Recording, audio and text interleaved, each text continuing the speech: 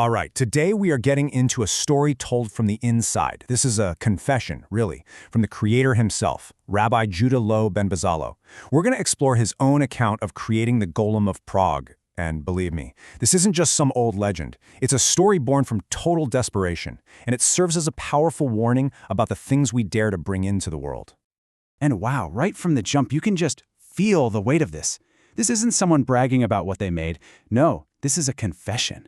You can hear the burden on his soul, the soul of a man who, reached for the power of creation itself. This one quote really sets the tone for everything we're about to uncover. It's personal, and it's definitely a cautionary tale.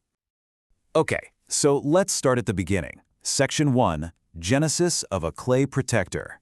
We're talking about forging a shield right from the earth. So why? Why did this thing have to be made from river mud in the first place? And you have to understand the context here is absolutely crucial. We're in 16th century Prague, and the Jewish community is facing these horrific false accusations called blood libels. I mean, it was a matter of life and death. So the golem, it wasn't born from some kind of ambition or pride. It was an act of pure survival. Think of it as a living wall against all that hatred. Its heavy footsteps in the dark alleys, they were like a heartbeat for people who were terrified. So how do you actually make a golem? Well, it's not just slapping some mud together. It was a sacred, mystical ritual. You start with clay from the Vltava River, molding it into a human shape. Then you circle it 7 times, chanting these secret, powerful permutations of the holy name until the clay itself starts to glow with this strange, dull heat. And for the final step, you place the shem, this little parchment of life, into its mouth. And just like that, the creature's eyes open, and they say they mirrored the void. A protector was born. Okay, next up, the flaw in the design. Because of course, there was a flaw. A big one. It had a body of clay but no breath of a soul. So you have this creature of immense power, but it's completely empty inside. And that's where the problems begin. So to really get this, you need to understand this one crucial concept, neshama.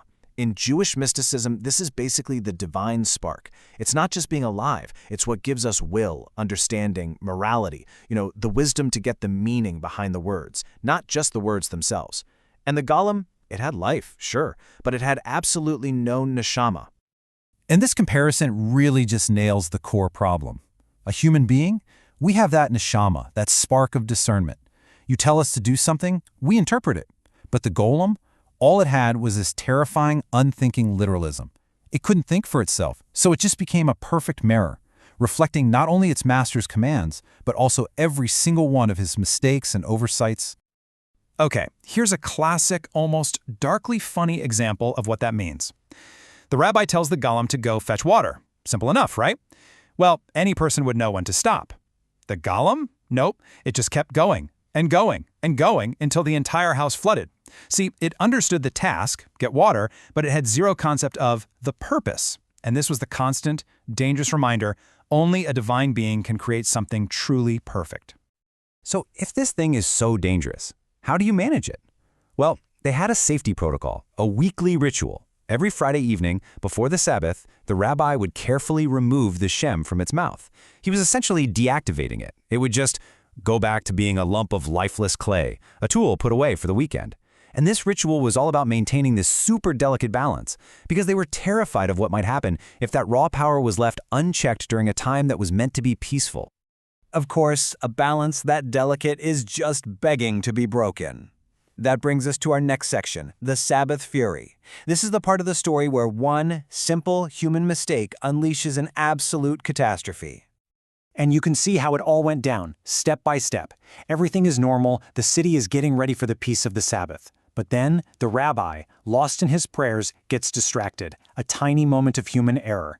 And in that moment, he makes a fatal mistake. He forgets to remove the shem.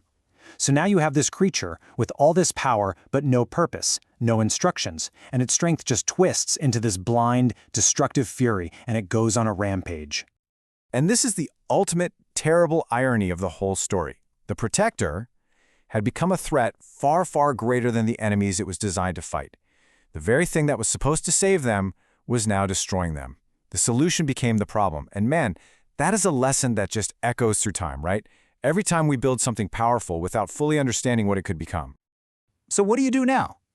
This brings us to the final tragic chapter. the weight of creation. The miracle had to be returned to dust. The rabbi was forced to confront his own creation and undo the very thing he'd worked so hard to achieve. And can you just imagine this scene? It's completely heartbreaking. Right there at the entrance to the synagogue, Rabbi Lowe confronts this monster he created.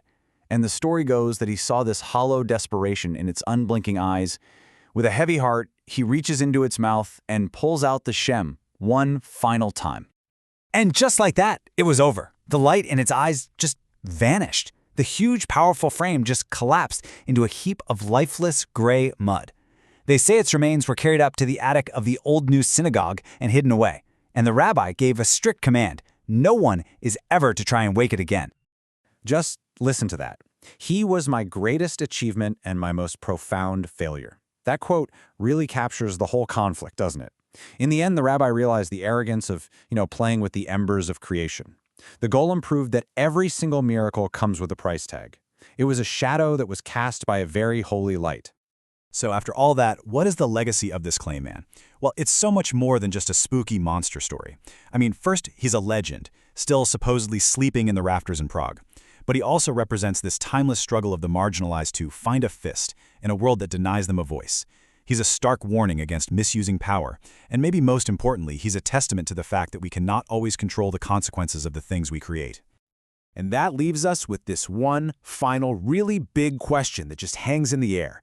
The Golem of Prague might be a centuries-old legend, but the questions it brings up about creation, about power, about responsibility, they've never been more relevant. I mean, think about our world today. With AI, with gene editing, this old story forces us to ask ourselves, right now, what do we owe the things we bring into this world?